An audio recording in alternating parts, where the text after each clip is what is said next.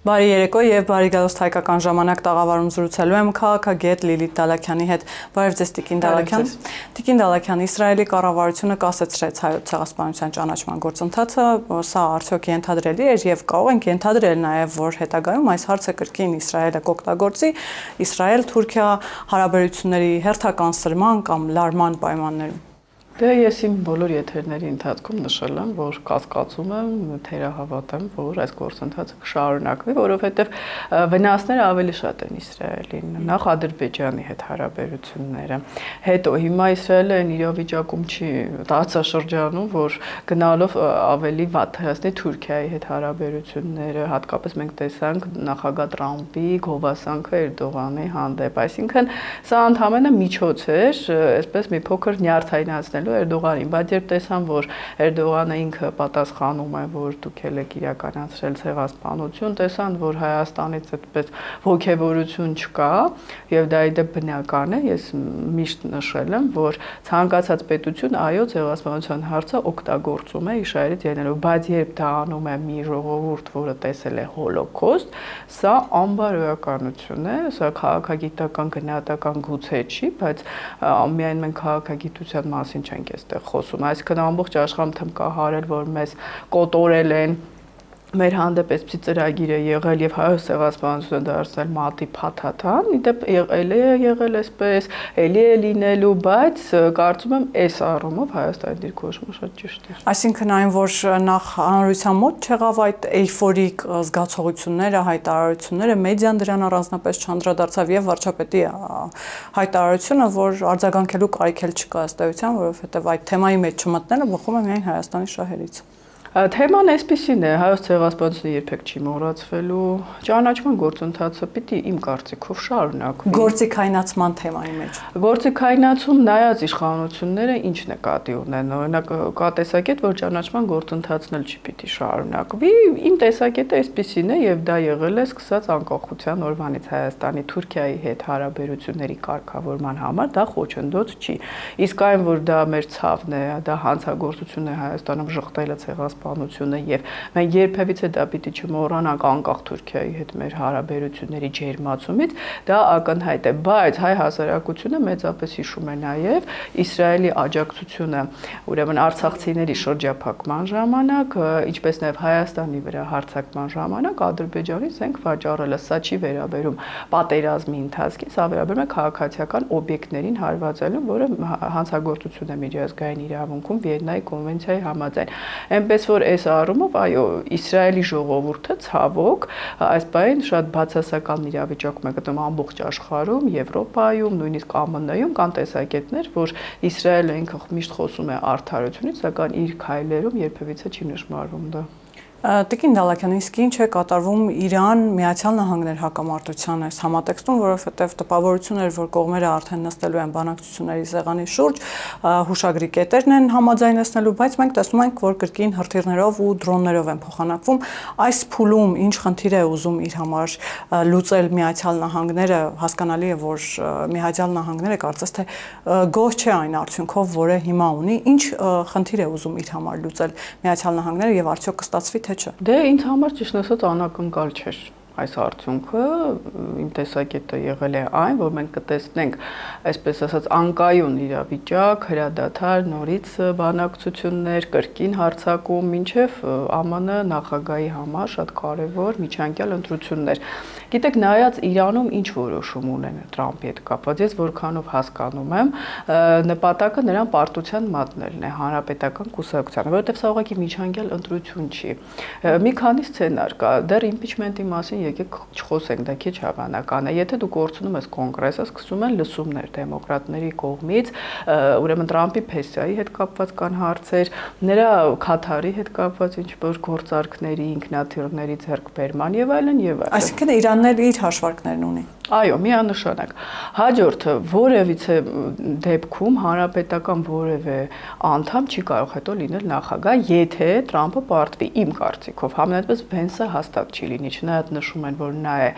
Տրամպի հետնորդը, այսպես ասած, բայց հենց Ջեյ Վենսի վրա է ներողություն ջարդվելու Իրանի հետ համաձայնագրի տապալումը, որովհետև նրան էր պատվիրակվել այս գործառույթը, այս առումով Ռուբիոն ավելի խելացի է գործում, նա չի երևում հիմնականում Ուկրաինայի հետ հակամարտությանն է ակտիվ մասնակցում։ Այսինքն Իրանում կա տեսակետ, որ պետք է Տրամպին քաղաքականապես ինչ-որ լիկվիդացնել, ես հուսով եմ ոչ միայն քաղաքականապես, որովհետև կան տեսակետներ, որ սենատոր Գրեմի մահն էր տարօրինակ, նրա նկարը հիշում ենք Իրանում այսպես որպես թիրախ էր, Տրամպի նկարն էլ կա, հետո ինչ-որ տեղեկություններ մի փոքր կասկածելի ինձ համար Իսրայելի հետախուզությունից, որ Տրամպի հանդեպել է մահափորձ նախապատրաստում, գիտեք, այո, այնտեղ ժողովրդի կա հատված շատ ռադիկալ, որ դա կցանկանա, բայց արդյոք Իսրայելը ինքը չի նաև փորձում այս համաձայնությունները տորպեդարել, որովհետև այս համաձայնությունը միանշանակ դեմ է Իսրայելի ազգային անվտանգության շահերին, դեպ ԱՄՆ-ին էլ, որովհետև հիմա խոսում են, որ Հորմուզի նեղուցը ԱՄՆ-ն պիտի վերահսկի, մաքսատուրքեր, սա նոնսենս է միջազգային իրավունքի տեսանկյունից, այդպիսի բան չի կարող լինել, սա ԱՄՆ դիրքերը ընդհանրապես թույլատնում է միջազգային ասպարեզում։ Մի բան ակնհայտ է, նավթի գները նորից աճում են։ Իդեպ ոչ այնքան արագ, որքան նախկինում, որովհետև դեռ կարճ ժամանակ է, որ հրադադարը խախտվել է, բացի այդ որոշ նավեր, այսպես ասած, անցել են Հորմուզի նեղուցով, նավթով բեռնված, սակայն եթե իրավիճակը շարունակի սրվել, սա կրկին միջազգային լուրջ ճգնաժամի պատճառ կարող է լինել։ Այսինքն ոչ պատերազմ, ոչ խաղաղություն վիճակը գոնե այս ձևով շարունակվելու է, այսինքն հարվածներ կլինեն, հետո կվերադառնան բանակցությունների սեղանի շուրջ, հետո կրկին փոխադարձ հարվածներով կփոխանակվեն։ Այո, որովհետև երկու կողմեր այնպիսի պահանջներ են դնում, որոնք անընդունել են մեկը մյուսի համար։ Թրամփն ասում է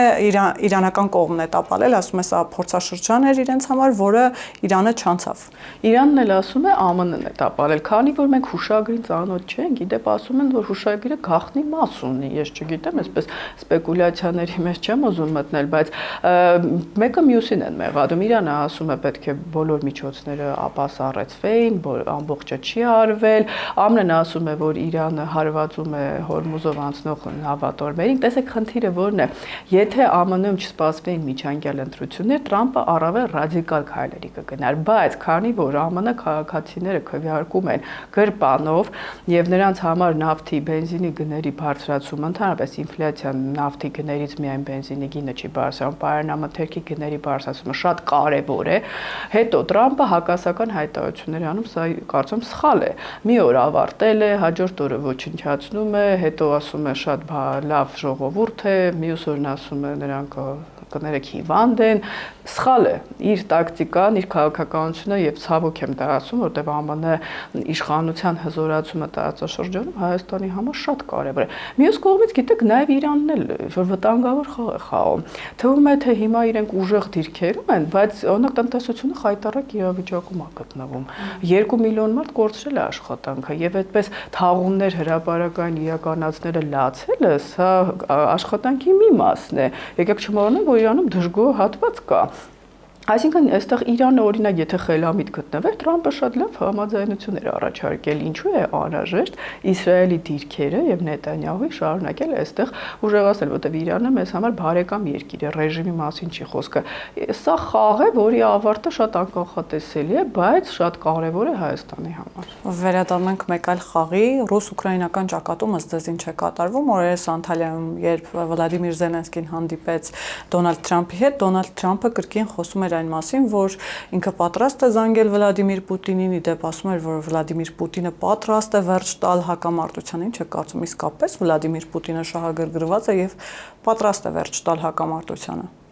Այստեղ մի կարևոր կետ կա, բայց նա չզանգեց Վլադիմիր Պուտինին, իդեպ Պեսկովը դա ակնարկեց, որ երևի շատ խղճուկ տեսարան էր իհարկե, զբաղված է նախագահ Տրամպը, բայց զբաղված չի, ուղղակի Տրամպը նրա կողմն է, ով այդ պահին ուժեղ է։ Հիմա օդային պայքարում մենք տեսնում ենք, որ Ուկրաինան վերցրել է նախաձեռնությունը եւ դա անկախ ուրեմն հետազոտական կազմակերպություններն են նշում, ամեն օր մի նավթավերաշակման գործարան ենթարկում է հարվածի։ Արդեն Ղրիմում հումանիտար օգնություն են բաժանում, եթե ամեն ինչ այդքան լավ է, ընդամենը մի քանի օր է, մեկ ամիս դեռ չկա, որ հարվածներ են տեղի ունենում եւ Վլադիմիր Պուտինի հայլերը ինձ համար լրիվ ներողություն adekvat չեն։ Նա երեք հանդիպում է ինչ-որ ժողովրդի հետ, իհարկե այդտեղ ժողովուրդը հասկացությունը փոխաբերական է, ինչ-որ մարդկանց եւ բացատրում, որ որևէ խնդիր չկա, ամեն շատ լավ է։ Սա 21-րդ դարն է, կան տեխնոլոգիաներ, կա սոցիալական ցանցեր, մարդկանց նյարդերին դա ազդում է, այսինքն ոչ թե խնդիրը լուծման ճանապարհին է գրում, օրինակ Զելենսկին ասում է, վաղը Ռուսաստանը հարվածելու է մեզ, չի ստում։ Այդպես էլ տեղի ունենում եւ Ուկրաինա ժողովուրդը դրա համար պայքարում, որովհետեւ գիտի ինչ է լինելու։ Խաբել, սովետական մեթոդներով ասել, մենք գրավել ենք Կոնստանտինովկան, չգիտեմ, մի քաղաք ավել, մի գյուղ ավել, Ուկրաինան պարտվում է,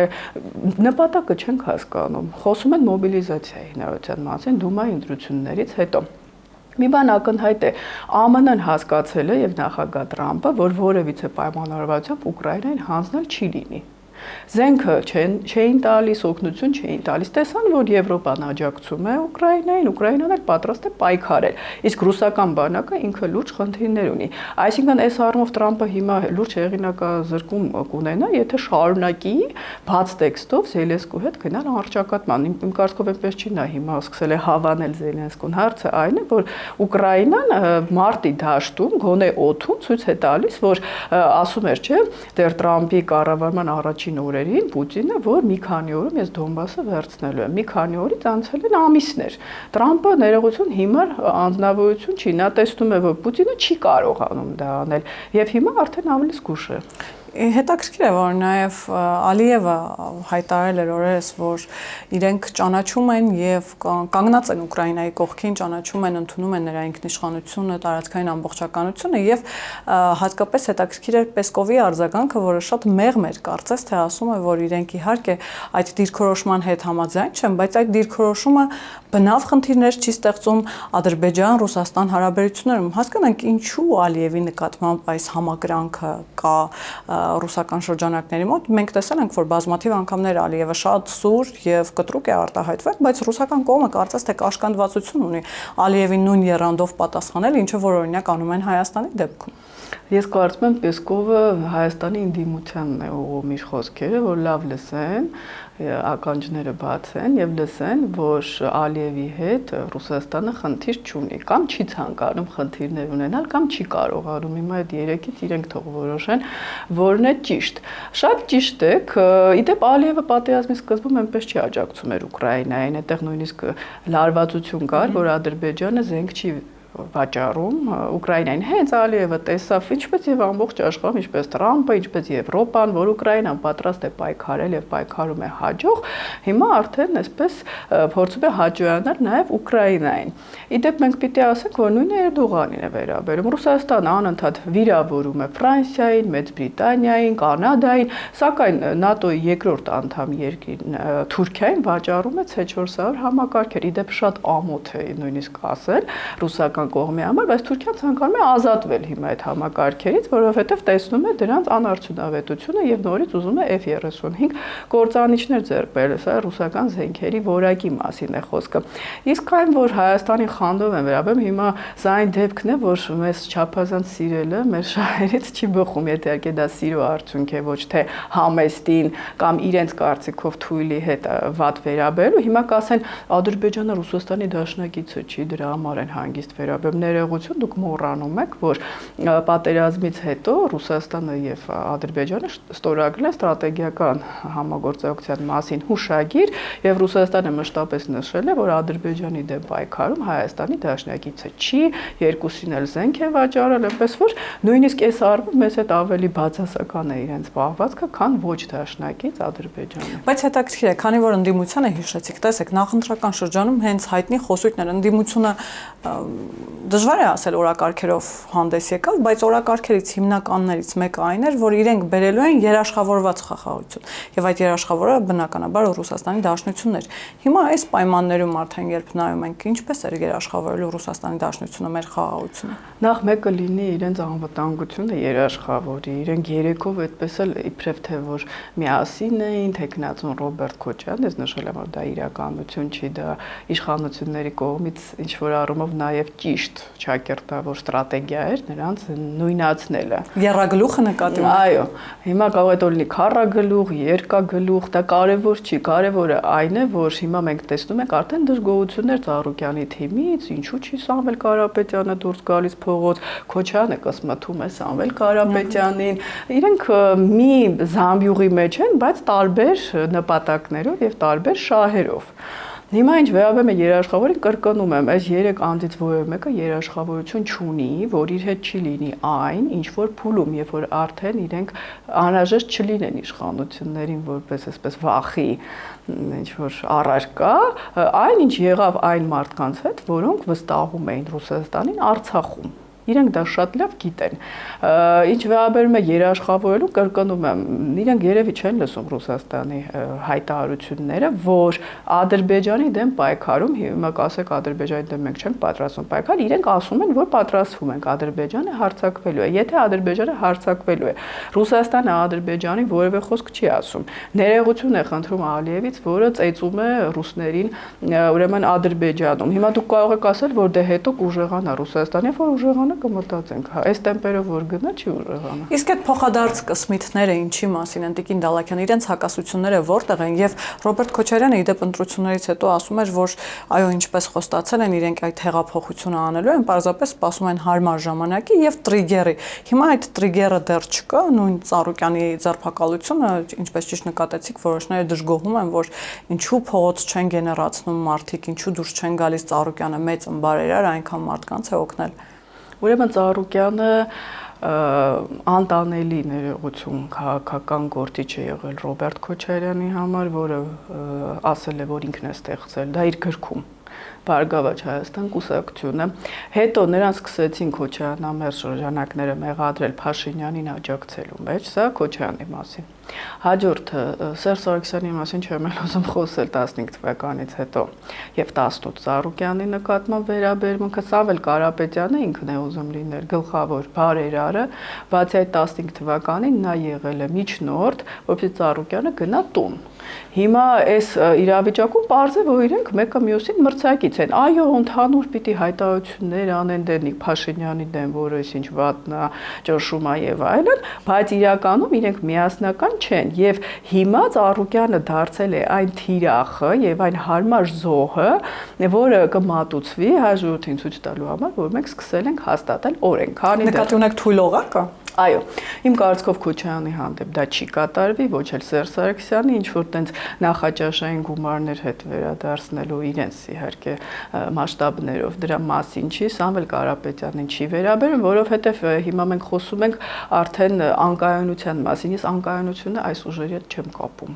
Անկայունությունը կապում եմ նրա հետ, ինչի համար գնացել էր Փաշինյանը Ռուսաստան եւ պատասխան չստացավ։ Ինչի հետ է։ Դա Վլադիմիր Պուտինի հետ անձամբ հանդիպումներ, չնայած նշում են, որ տնտեսական խնդիրները լուծված են, դեռ չկա այդպիսի ազդակներ եւ գումարած երկաթուղու հարցն է, ներսում անկայունությունը, այսինքն այս մարդիկ իրենք դեմքեր չեն, որպեսի անկայունություն հրահրեն, իրենք հարմար օգտագործվում են, բայց եթե անկայունություն հրահրելու անհրաժեշտություն լինի, այնպես չի, որ Քոչարյանը չլինի կամ Սամվել Կարապետյանը չլինի, փողոցը գեներացնել Ռուսաստանը տնտեսական ճնշումներով չի կարող։ Բայց այդ հայտնի հանդիպման մասին խոսեցիք, տեսեք, դրա մասին անոնս վարչապետն արել է դեռևս նախընտրական շրջանում, հիմա մենք տեսնում ենք, որ Վլադիմիր Պուտինը ոչ միայն չի շտապում շնորհավորել, այլ նաև չի շտապում հանդիպել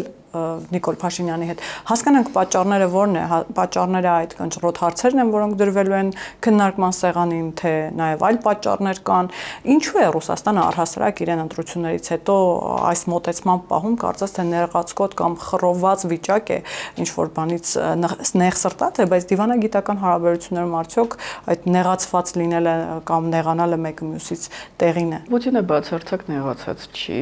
այնպես չի, որ Փաշինյանը առիթ է տալիս, որ ինքը նեղանա, առաջին այցը Ռուսաստան էր շատ արագ։ Իսկ արդյունքներից դժգոհ է ընտրությունների, ինչու՞մն էր կայանում այդ մեծ պաուզան, լռությունը, դժգոհությունը։ Պուտինը որոշում չունի։ Պուտինը հիմա շատ վատ իրավիճակում է գտնվում, այստեղ նույնիսկ տեսակետներ կան միջուկային զենքի կիրառման հետ կապված, ես դա այդքան հավանական չեմ համարում, ընտրություններ են արժևում Դումայի, մոբիլիզացիայի խնդիր կա, բենզին չկա երկրում, Ղրիմը շրջափակման մեջ է, այսինքն հիմա այս խնդիրները թողած Հայաստանի մասին Վլադիմիր Պուտինը հաստատ չի մտածում։ Մյուս կողմից նա պարզ է, որ Միշուշին առանց իր համաձայնության Փաշինյանի հետ չէր հանդիպել, այսպես խաղում է, ինչպես Փաշինյանը, դա նույն խաղի մասն է։ Մենք ձեզ չենք ընդունում, այնպես չի շատ սիրում ենք, ներողություն, այսպես ոչ քաղաքագիտական տերմինների համար, բայց կա ինչ կա, Ռուսաստանի ղեկավարը Պուտինն է, Հայաստանի ղեկավարը Փաշինյանն է։ Եթե կարողանանք փոխել, շատ ուրախ ենք, չենք կարող, էլի ունենք լծակներ։ Իսկ ուզում են փոխել։ Ուզում էին փոխել նկատի ունեմ։ Ուզում էին փոխել դա գերնպատակ չի Ռուսաստանի համար։ Տեսեք, Ռուսաստանը շատ լավ տիրապետում է Հայաստանում ժողովրդի, ուրեմն տրամադրություններին, տիրապետում է ընդդիմության վերաբերյալ ժողովրդի տեսակետներին, բայց եթե նրանց նկատմամբ էլի կա վստահություն կամ դա ներողություն ոչ հեռատեսության արդյունք է, կամ նպատակ չկա Փաշինյանին փոխել, նպատակ կա երկիրը պահել անկայուն։ Դրա համար կլինեն նաև Ադրբեջանի քայլերը, այսինքն Ադրբեջանը չի շտապում գնալ խաղաղության, էլի կսկսի սահմանադրություն, սահմանազատում չկա։ Սահմանազատում չկա այն հատվածներում, որտեղ պիտի թրիփ իրականացվի, կխոսեն էլի արևմտյան Ադրբեջանից, այսինքն Ռուսաստանը այս առումով հանգիստ է, քանի դեռ չի տեսել, որ Ադրբեջանը իրոք պատրաստ է խաղաղության։ Այսինքն Ռուսաստանը անհանգստանում է հայ-ադրբեջանական կարգավորման համատեքստում եւ նաեւ որ թրիփը կարող է իրականություն դառնալ, անհանգստությունը կախված չէ այն փաստի հետ, որ Հայաստանը ինչպես իրենք են նշում գնում է դեպի Եվրամիություն, հարստանալով ԵԱՏՄ համակարգում։ Նիկոլ Փաշինյանի խոսքերով կպատասխանեմ, Հայաստանը ոչ միտեղ չի գնում։ Էլ չասած, որ Ուրսուլա ֆոն դեր Լայանի այցից հետո այո մաքսատուրքերը հանված են, բայց հայ տնտեսվարողները հատկապես մանր եւ միջին լուրջ խնդիրներ ունեն սերտիֆիկացիայի հետ կապված, որակավորման, այսինքն այստեղ միայն մաքսատուրք հանելով չի, դա երկար գործընթաց է, իսկ Ռուսաստանի պատժամիջոցները դա կարճ գործընթաց է, արագ։ Էլ չասած, այստեղ մենք պետք է հասկանանք, եթե Իրանում հարկ կղզու վրա հարվածներ լինեն եւ հեղուկ գազ չստանանք Իրանից, եթե Ռուսաստանը բենզին չարտահանի, ինչպես ասաց Ալիևը, Հայաստանի էներգետիկ հուսալի գործընկերը Ադրբեջանից այդպիսի տեսակետ չունեմ, ես չեմ տեսնում Ալիևի կողմից խաղաղությանը միտված քայլեր։ Հուսալի է թե ոչ, դա արդեն հայ հասարակություն թող մտածի, բայց դե Հայաստանի աշխարհագրական դիրքը շատ վատն է այդ առումով, մենք չգիտեմ այլընտրանքներ պիտի փնտրենք եւ այստեղ սա մեզ վրա մեծ ազդեցություն ունենալու է անպայման։ Իսկ ինչ վերաբերում է Ռուսաստանի անհանգստության, Ռուսաստանը կանհանգստանա, երբ իրոք սկսվեն աշխատանքներ, եթե Տրամպը չպարտվի հանրապետական կուսակցության միջանկյալ ընտրություններին, այս ժամանակ կանհանգստանա, եթե ԱՄՆ-ում չսկսեն անկայուն իրավիճակներ, դեմոկրատ հանրապետական եւ իհարկե, եթե տեսնեն, որ Ալիևը ավարտում է խաղերը եւ իրոք հանձնառու է խաղաղության։ Իսկապես մտնում է խաղաղության գործընթացի մեջ։ Իսկ սանկցիաները շարունակելու է Ռուսաստանի Դաշնությունը, նկատի ունեմ այն գործելավոճը, ձեռագիրը, որ որդեգրել է հիմա, սա շարունակվելու է, որովհետեւ սա սկսվեց նախընտրական շրջանում, շարունակվում է նաեւ հիմա։ Այո, ես վստահ եմ շարունակելու է, դեպ որ ասում են Ռուսաստանը ինքը մեծ վնասներ կկրի, Հայաստանը ինքը շատ փոքր օղակ է, անեք երկրորդային շուկա լինելով, Ադրբեջան կա, Թուրքիա կա, Ղազախստան կա, այնպես չի կորցնում են, բայց ստրատեգիա դեռ չունի Ռուսաստանը։ Ռուսաստանը դեռ հանգիստ է, որովհետև երկաթուղին պատկանում է Ռուսաստանին։ Վերջ, քանի այս հարցը լուծված չի, մնացած հարցերը արդեն երկրորդական են եւ ես վստահ եմ, շատ եմ դրա մասին խոսել, որ երկաթուղու հարցը կարող է լուծել միայն Միացյալ Նահանգները։ Հայաստանը ինքը երբևիցե չի կարող պետականացնել, մասնավորեցնել, դարձնել հայկական Միացյալ Նահանգները ինչպես պիտի լուծի։ Միացյալ Նահանգները արդեն սա աշխարհաքաղաքական հարց է, այսինքն Դոնալդ Տրամպը ես այդ հարցը շատ եմ տվել, պատրաստ է Վլադիմիր Պուտինի հետ գնալ քաղաքական տեղ առճակատման Հարավային Կովկասի համար։ Եթե Ուկրաինայի համար պատրաստ չի, տեսնում են գովում է, բայց այնպես միջանկյալ դիրք է բռնել։ Հիմա ԱՄՆ վարչակազմը իհարկե այդտեղ շատ խելացի մարդիկ կան, բայց գիտակցում են, որ Պուտինը չի ուզում հեռանալ Հարավային Կովկասից։ Հայաստանում կան փորձագետներ եւ իդեպ դա շատ վատ է, որ ներկայացնում էին դեռևս 1-2 տարի առաջ, կամ օգոստոսի 8-ից հետո 1 տարի առաջ, որ սա մի ժամվա հարց է, հեսա երկաթուղին դառնում է հայկական։ Դա մեկ ժամվա հարց չի։ Ինքը Սոլովյովը Կրեմլի նարատիվներ տարածողը ասաց, որ մենք դուրս չեն գալու այդտեղից։ Հիմա Ռուսաստանը միջազգային իրավունք հարգող չի, նույնիսկ եթե զրկեն կոնցեսիոն կառավարման իրավունքից։ ԱՄՆ-ն ինչ մեթոդներ ունի ճնշման, թե քաղաքական ինչ-որ առևտրի Ռուսաստանի տարածաշրջանից հեռացնելու համար։ Ռուսաստանը պարզ է, որ ինքնակամ չի հեռանա։ Իսկ երբ Սամվել Կարապետյանը խոսում է այն մասին, որ իրենք նաև Նիկոլ Փաշինյանին հեռացնելու գաղտնի պլան ունեն, իսկապես կարծում եք նման պլան, ծրագրեր կան, թե այնուամենայնիվ օրակարգ չունենալու նաև կամ օրակարգի բացակայության մասին է խոսում նման հայտարարությունները պարբերաբար դաշտ նետել։ Այո, քաղաքագիտության մեջ եւ դա շատ նույնիսկ դպրոցականները գիտեն, կա այսպիսի մի գործիք լռությունը, այսպես խախտել, փուչիկ ներողություն հայտարարություններով։ Այսինքն Ալեն Սիմոնյանին մենք այնպես արեցինք, որ չգիտեմ, նախ կարծում Ալեն Սիմոնյանի կողմից քաղաքականապես հեռատես չէր մանդատ չվերցնելը։ Սա մեկ եթե նայեք ուզում է ապագա ունենալ քաղաքականության մեջ, իսկ ինչ վերաբերում է Սամվել Կարապետյան, իրենք շատ բարդ իրավիճակում են, քանի դեռ որոշում չկա Մոսկվայից, իրենք այսպես ժամանակ են լցնում, ՍԴ ենք դիմում, չգիտեմ, մանդատ ենք վերցնում, չենք վերցնում, կարող է վերցնենք, հետո հրաժարվենք, ժամանակ շահելու փորձ է, որը իդեպ իրենց վարկաբեկում է իրենց ընտրողների աչքերին, որովհետև այն հատվածը, որ իրենց ընտրել է թեկուս շահագրգռվածություն տերներով, կոնկրետ քայլեր էր սպասում տեսնել։ Եվ 105 падգամավոր մի օրվա մեջ դուրս է գալիս կուսակցությունից հայտ է ներկայացնում, ինքնաբացարկ է հայտնում։ Սա նորմալ է, այսինքն այն գաղափարները, որոնց մասին իրենք խոսում էին, որոնց շուրջ համախմբվել էին, ինչ պատահեց մեկ օրում։ Դե սա բացատրում են նրանով, որ ոչ լոյալ անձինք մաքրվում են, որ հետո իբրև իշխանությունը ասած 4-5 ձայն կտանեմ սահմանադրական փոփոխությունների համար, բայց դա ցույց է տալիս, որ ուրեմն մարդիկ կոմպետենտ չեն, այսինքն ցուցակ են կազմել, ինչ որ հմայքից ելնելով կամ ինչից են կազմել, չեմ կարող ասել։ Իհարկե ես չեմ հետևել, ճիշտ ասած, իրենց քարոզարշավին, բայց ուրեմն այստեղ պրոֆեսիոնալ մոտեցում չի, մոտեցումը եղել է, ուղղակի ինչքան հնարավոր է ծանոթ մարդ գցենք ցուցակ, հետո տեսնենք ինչ կլինի։ Սա եւս, այո, ով կմնա, ով չի մնա, սա եւս ցույց է տալիս, որ պատասխանատու մոտեցում չի եղել ընտրությունների հետ կապված։ Ուղղակի մի հատ լոզունգ են վերցրել, Հայաստանը վիլայետ, չգիտեմ, եւ այդպես առաջ են 300,000 ադրբեջանցիներ եւ մեկ հայտարարության տրամաբանություն էլ հասկանանք եւ ավարտենք Տեկին Դալաքյան։ Օրես Սամվել Կարապետյանը նաեւ ասաց, որ իր անձնագրում հայտնի նշումը եւ բացահայտումը ինսայդերի, որ FSB աշխատակից է եղել Սամվել Կարապետյանը, դա Նիկոլ Փաշինյանի ձեռքի գործն է, հարցրեցին թե ինչպես, ասաց չգիտեմ։ Նիկոլ Փաշինյանը համագործակցելով FSB-ի հետ, հատուկ ծառայությունների կամ Ռուսաստանի Դաշնության հետ, վերևների հետ իր բառով ասած կարողացել է հասնել դրան։ Հիմա ըստ էության Սամվել Կարապետյանը մեղադրում է, որ Ռուսաստանի Դաշնությունը եւ Նիկոլ Փաշինյանը գործում են իր դեմ։ Իմ նախորդ հարցազրույցի վերնագիրը ձեր լրատվականում հենց դրա մասին էր։ Սամվել Կարապետյանը շատ լավ գիտի, որ Վլադիմիր Պուտինը ունի ընկերներ։ Նա ունի անձինք քիմիական, դա Քոչարյանին էլ է վերաբերում, որոնց ինչ-ինչ պայմանավորվածությունների արդյունքում եւ տեսնելով սա պարտադիր բաղադրիչ է, որ նրանք չեն կարողանում կատարել իրենց վրա դրված խնդիրը, մոռանում է։ Եվ այդ մոռացության ընթացքում լուրջ խնդիրներ կարող է տեղի ունենալ պարոն Կարապետյանի դեպ դրա համար ես որքանով տեսնում եմ նա այդքան ռադիկալ չի վերաբերում Նիկոլ Փաշինյանին վիրավորանքների սկզբում այո իրենք իրար փոխադարձ վիրավորում են բայց հիմա նա փորձում է այսպես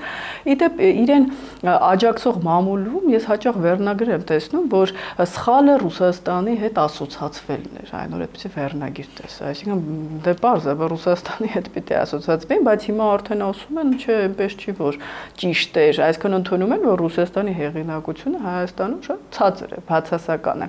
Համենայն դեպս մի բան ակնհայտ է, իրենք շատ լավ գիտեն, որ մի փոքր մասնիկ են մեծ խաղում,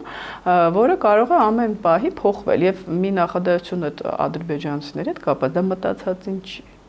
Հայաստանի իշխանությունները դա ռոպագանդա էլ կա Հայաստանում իշխանական, ասում են, որ դա մտածածին է։ Ոչ, դա մտածածին չի ինչ արմով, այո, իրենք չեն վերադառնա կամ այս բային, բայց դրանով կլարեն անընդհատ հայ հասարակությանը